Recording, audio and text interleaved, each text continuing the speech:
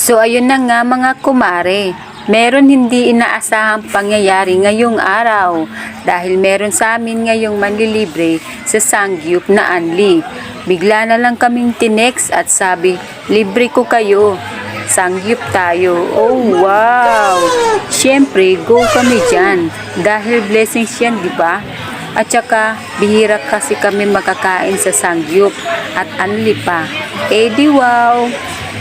Dito sa isang table, nadatna na namin ang mga kabataang ito kasama ang anak ko dahil nauna na silang pumunta dito. Ayan, at enjoy silang kumakain.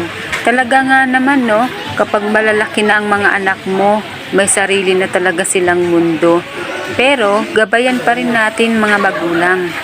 So ayan mga kumare, nakahanap na kami ngayon ng aming mauupuan para maka-order na tayo.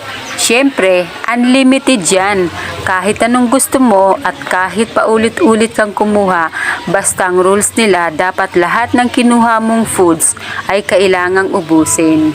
So ayan na mga kumare, makikita nyo dyan, may lettuce, and then nagumpisa na rin kaming magluto. Ayan.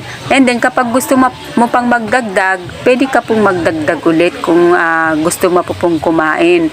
Naglagay na rin po kami ng kanin pero hindi ganun karami yung kanin namin.